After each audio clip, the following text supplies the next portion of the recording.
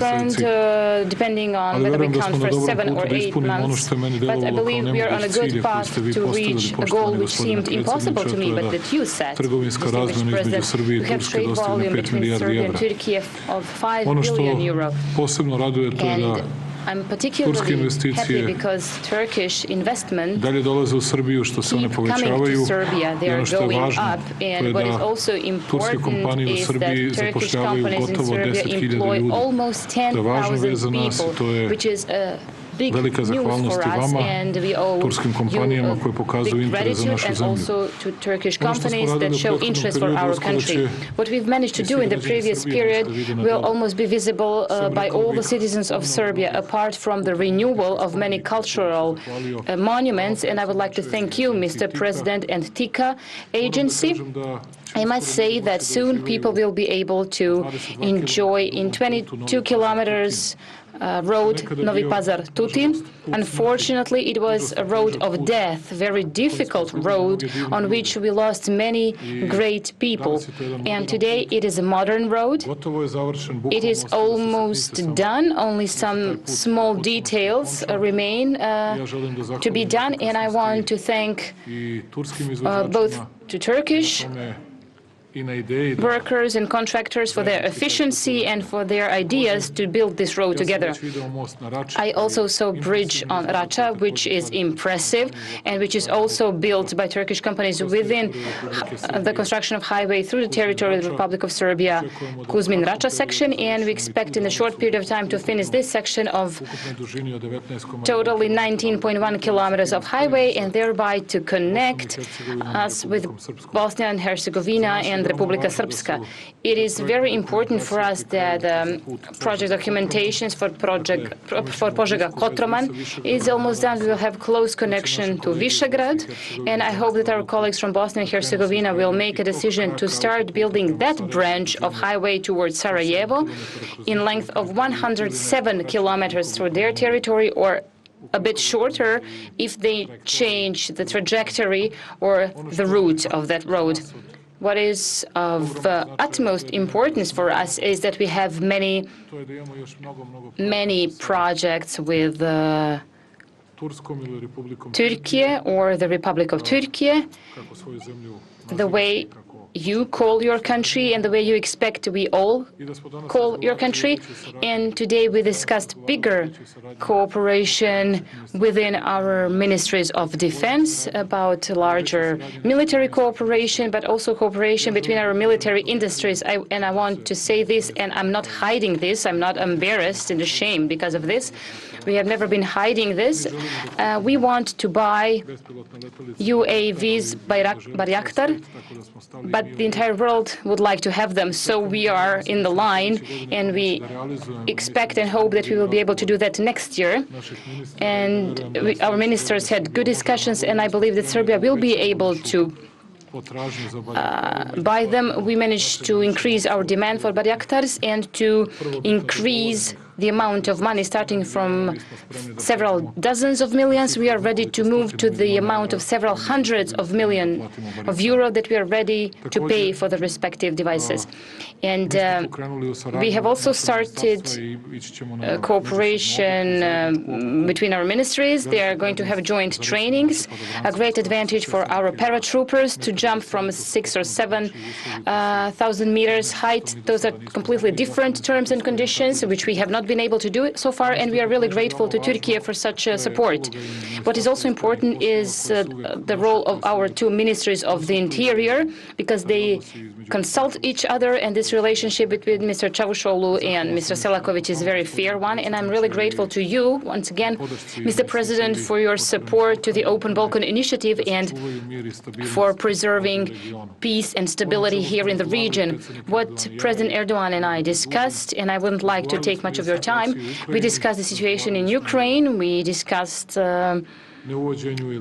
non-imposing and sanctions and generally sanctions against the Russian Federation. We discussed all important issues. We discussed energy issue, and I asked President Erdoğan to help us to the extent he can. It would be a great support. I had the discussion with Ilham Aliyev. We got the consent. We got the price. We finalized everything with the Bulgarians. We are ready to get everything from the installed strength of 100 megawatts. It is 2,000 megawatt hours, which is 1/10 part of the electricity that we miss for the winter months. But of course, this cannot be done without President Erdoğan and Turkey. And I asked him to provide us the space. It's 700 megawatts, which is their space to help us if they can, for the space for transfer of Azerbaijani electricity to Serbian territory, which would make things easier in the upcoming winter months. We discussed very long about all important issues. We discussed regional stability. We discussed how important it is to preserve peace. And we reiterated our positions both when it comes to integrity of Bosnia and Herzegovina, and I added the observance of the Dayton Peace Accords and the territory of Republika Srpska within Bosnia and Herzegovina. We discussed relations between Serbs and Bosniaks, but we also spoke about our trilateral meeting between Turkey, Bosnia and Herzegovina, and Serbia. And I want to say important news to President Erdoğan. Our Chamber of Commerce and Industry decided to open their premises in Istanbul. It's going to be in December or January, which will additionally improve economic relations between our two countries. Tourism exchange reached its highest level, and I believe that this year we're going to have, again, the record number of Turkish tourists in Serbia, but also a record number of Serbian tourists in Turkey, which will be above 300,000 tourists. We did not hope this much, but a huge number of Serbian citizens went to their holidays to Turkey or Greece, but speaking in percentage, Turkey and Egypt are the ones who increased their numbers significantly, speaking of Serbian tourists. And this is a great news, showing that Turkish tourism is attracting more and more Serbian tourists, which meet an exceptional quality of service. Once again, I want to thank you. We have a lot of new projects that we are going to do with Turkish companies. Many things are ahead. The two of us went through all those projects, and I'm glad that we hear more often Turkish language in our countries, that we see more and more Turkish friends in our country, and I want to tell them that they are welcome to Serbia. And we will do our best to maintain our friendship at the best and the highest possible level, to jealously safekeep it, and to be able to say that Serbia and Turkey, after the period of Mustafa Kemal Pasha Ataturk and King Alexander, we can say that this is a golden age of Serbian-Turkish relations. Thank you very much, my dear friend. For us, like I have said, it is always a special honor and a great privilege to host you in Serbia, and please feel at home here in Belgrade. Thank you, Mr. President.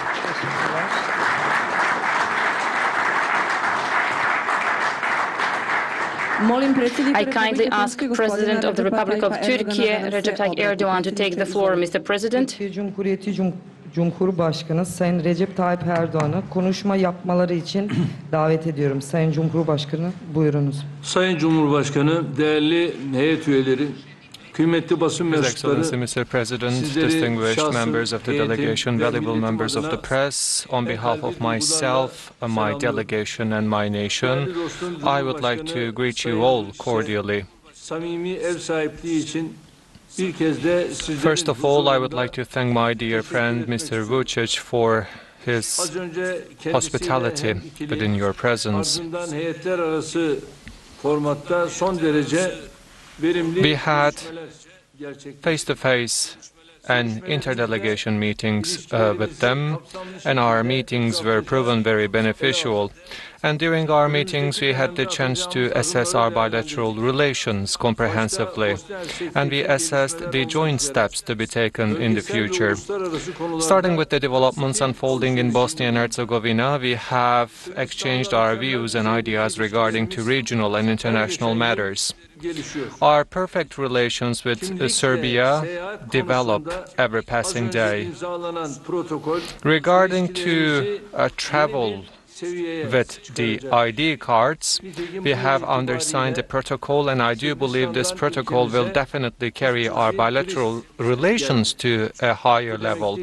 For example, this year we have hosted approximately 300,000 tourists from Serbia. So this means that when the touristic travel is possible with the ID card, the number of the tourists will increase, and in addition to that, our businessmen will pay reciprocal visits thanks to this amendment.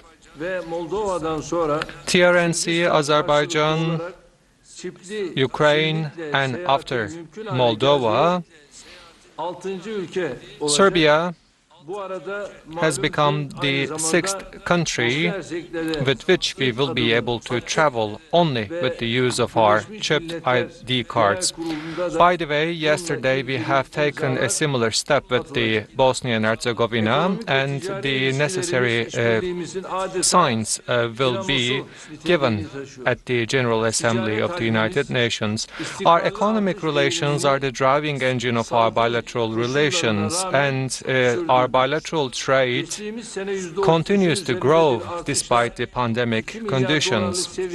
Last year, with an increase over 33%, we have gotten close to $2 billion, and in order to reach to our common target of $5 billion, I do believe that we will continue to work with the same level of determinism. We have reaffirmed this in our tete-a-tete meeting, and we have reaffirmed this goal in our interdelegation meeting as well.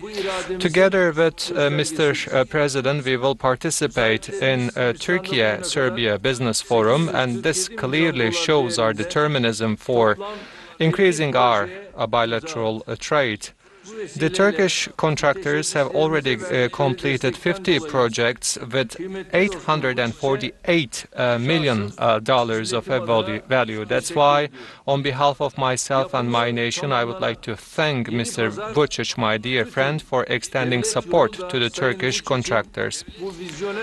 Novi Pazar and Tutin State Highway is the product of this visionary approach of Mr. Vucic. As the end of 2020, TICA will be completing more than 350 projects. We will initiate the restoration of Bayraklı Mosque, which is the part of our common history and culture. Many of the Turkish citizens are staying in the city of Niš. That's why we have commissioned our consular building in the province of Niš. This consular building will serve to Turkish citizens, but at the same time it will contribute remarkably for the development of cultural and economic relations. During our talks, we have reaffirmed once again the importance that we are attaching to peace and stability in the Balkans. Regarding to the border passages with the ID cards, Kosovo and Serbia have come to consensus with which we are very pleased. Regarding to the license plates and some other problematic areas, hopefully the consensus will be reached. We always sincerely supported the solutions of the problems via dialogue, and we will continue to support it as such. When our help is asked, we are ready and we give the necessary support with a high level of objectivism. In a trilateral format, to get parties together, we are ready to do our shares. As I conclude my remarks, once again, I hope that this visit hopefully will be proven beneficial for our countries and for the whole region. I once again thank His Excellency Mr. President Mr. Vucic for the hospitality shown to me and my delegation on behalf of myself and my nation. Hvala predsjedniku Erdoganu. Sada možemo da pređemo na nove. Now we can move to the questions. Unfortunately, due to further obligations, we have time for 2 questions for each speaker. Colleague from Turkish Radio Television, Rasif Turanoglu. Yoğun programları dolayı lütfen birer soru alalım. Türkiye Radyo Televizyon, Rasif Turanoğlu. Of the delegation, we will accept one question only from TRT, Tahsin Turanoğlu. His Excellency Mr. President, you are putting a lot of effort for the permanency of the peace in the Balkans, and this 3-day visit is an indication of it. But last month there were tensions between Serbia and Kosovo. Although the tensions are started to smooth out, did you discuss this tension, and what will be the position of Turkey in order to ease the tensions in the region?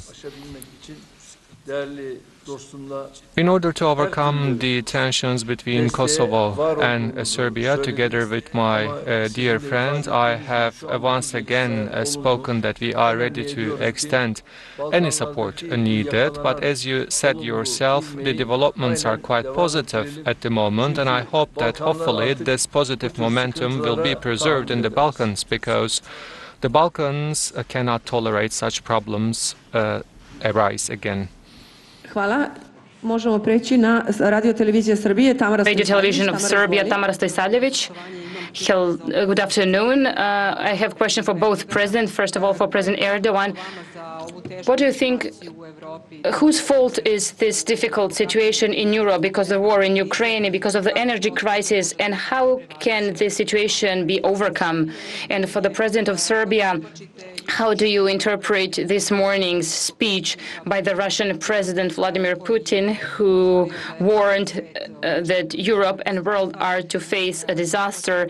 And what can it mean? How can it reflect to our country? And the President of the European Commission, Ursula von der Leyen, announced new measures for resolving energy crisis. She said that Russia is the one who is manipulating the energy market, and that Russia is no longer a reliable supplier for the EU, and they are turning to new suppliers: Norway, Algeria, Azerbaijan, United States. How do you comment that she announced new measures for electricity supply, for electricity savings? How can that reflect on our country? Thank you very much.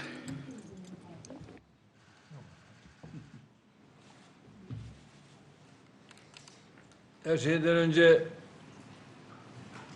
Türkiye olarak Rusya Ukrayna arasında hep denge as the Republic of Turkey, we always followed a balanced foreign policy between Russia and Ukraine, and we will continue to follow such a balanced foreign policy. İsim saymaya falan gerek yok. There is no need to mention names, but I very explicitly would like to state that the approach of the West, I do not appreciate it, because they follow a foreign policy based on provocations. The West follows a foreign policy based on the provocation.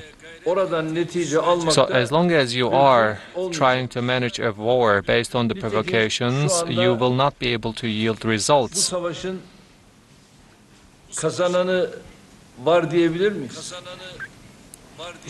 Can we say that there is a winner in this war? There are no winners in this war, but I do believe there are many losers from this war. Many people lose their lives.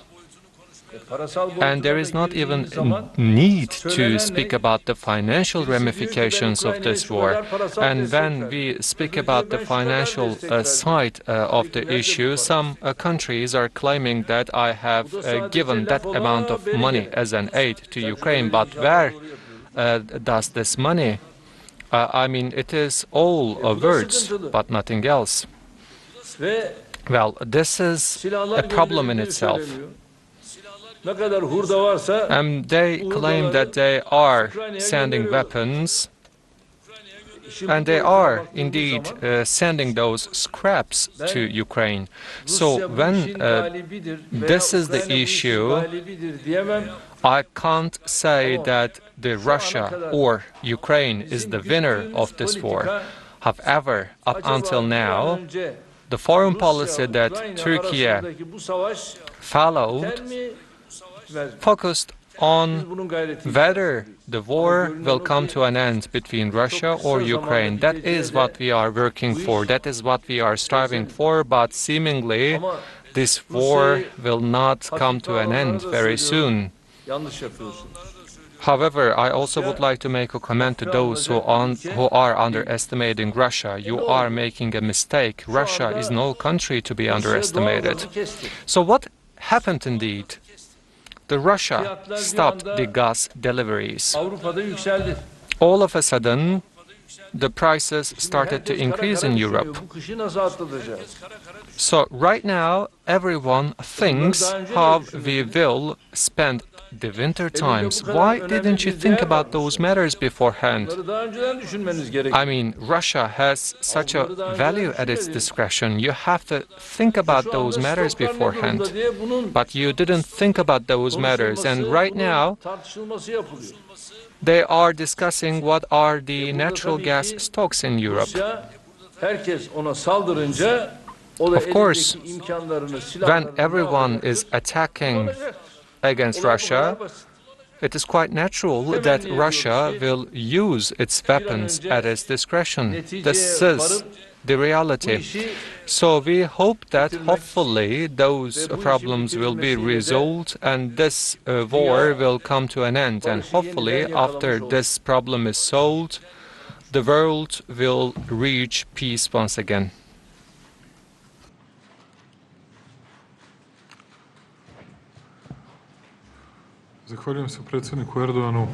President Erdoğan, the ones who listened carefully could actually notice the depth of understanding of the problems that we are facing, all that could have been heard and seen in President's words.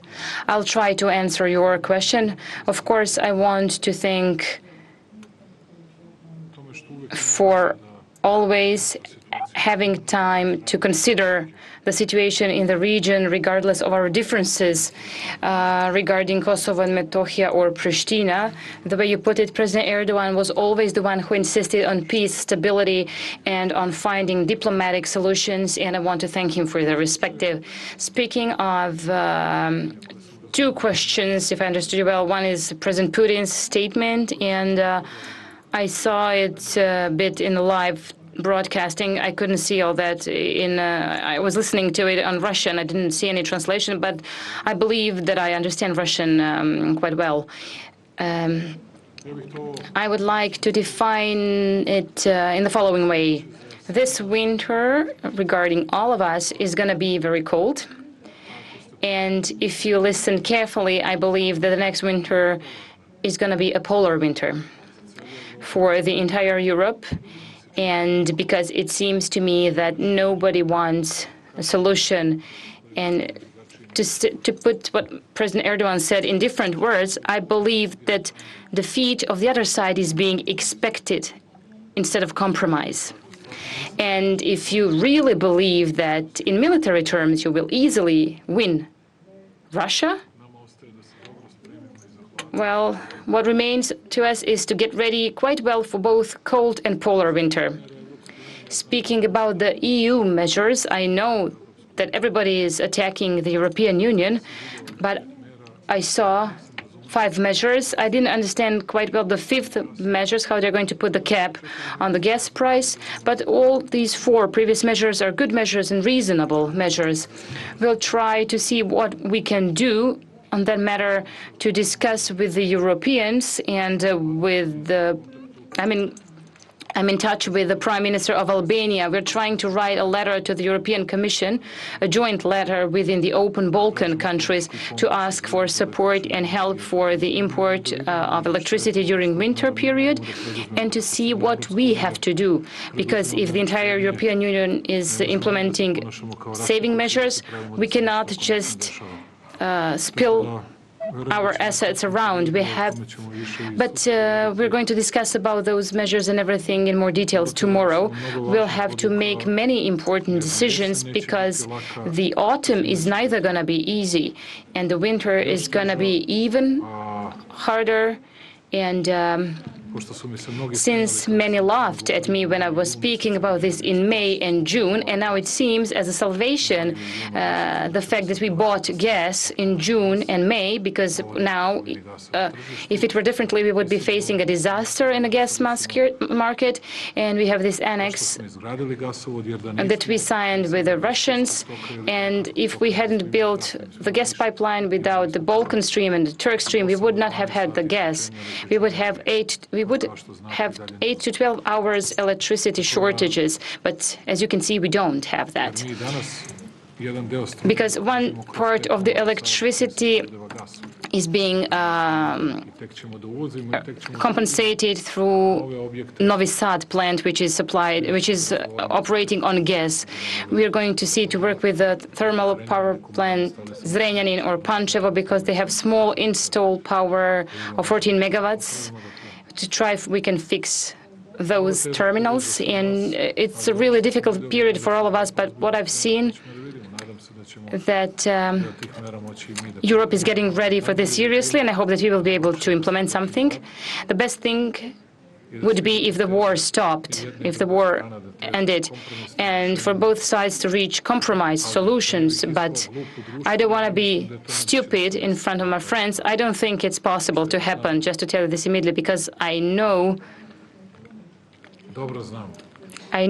well what is going on and how much someone wants the defeat of somebody else, and instead of balance of powers or compromise solution. Once again, if this is the end, I want to thank President Erdoğan for his fairness and for something that he's been showing to our country always.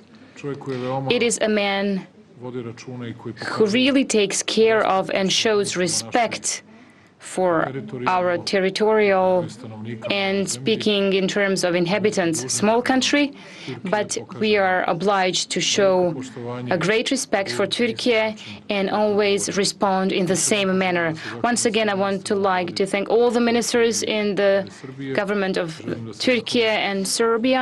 I want to thank all those who are working in our country, and once again to invite all the citizens, all the Turks, to come to Serbia as often as possible and to feel here really like home. And we will do our best to be good hosts, and we invite also our people to travel not only to Istanbul and Ankara, but to travel also to all other places, because they can see how much progress this great country made under the leadership of President Erdoğan, and how much we can learn and take from them. Thank you very much, dear President. Thank you, President. Thank you, President Erdoğan. Dear colleagues, thank you. We hereby end our press conference. Thank you.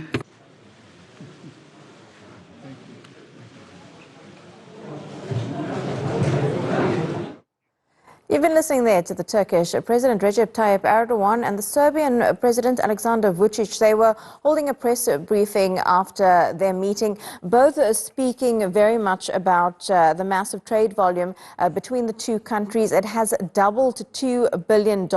At the end, they're touching on developments in the war between Russia and Ukraine. The Turkish president saying that Turkey will always have a balanced foreign policy when it comes to this. Both leaders agreeing that it doesn't seem as though that war is going to end anytime soon. Several other issues also being discussed. We're going to get more on this now with our diplomatic correspondent, Andrew Hopkins. He's been following the story for us. So, Andrew, a lot of what we expected in terms of announcements about trade, as well as visa-free travel between these two countries.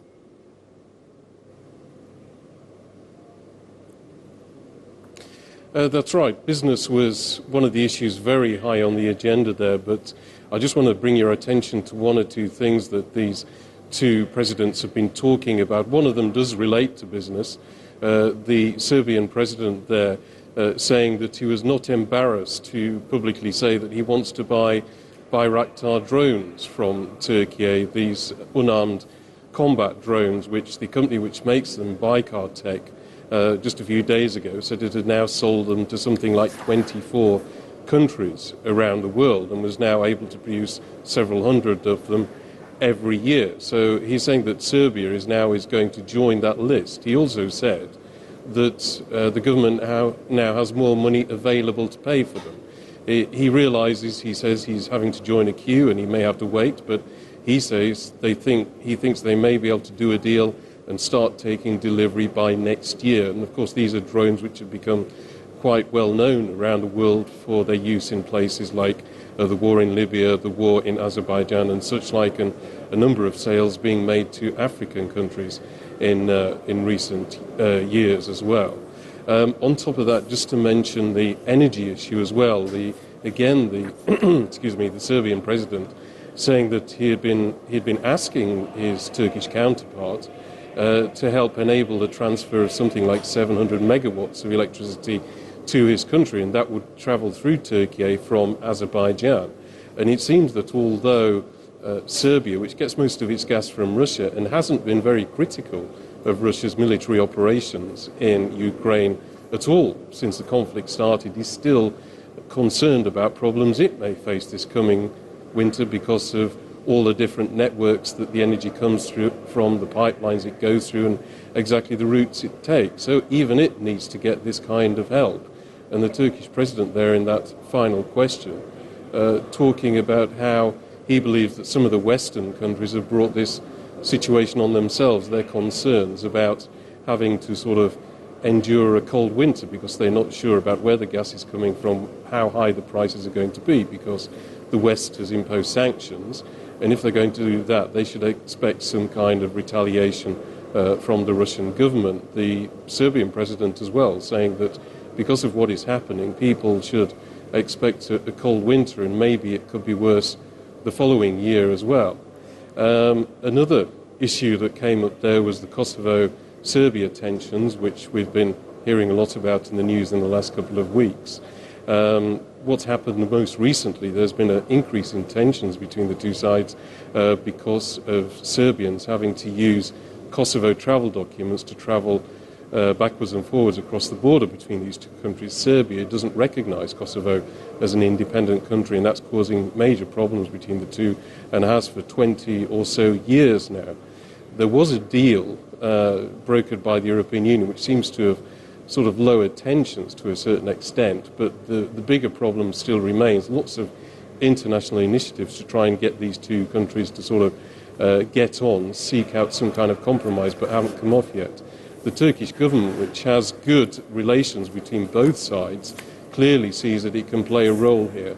And the Turkish president at that press conference says, we are ready to help should a request be sent to us. Okay, Andrew Hopkins, thank you so much for wrapping up all of that so well for us. We'll check in with you a little bit later. Next up is the News Hour with Alican Ayandar. I'll see you a little bit later. Do stay with us right here on TRT World.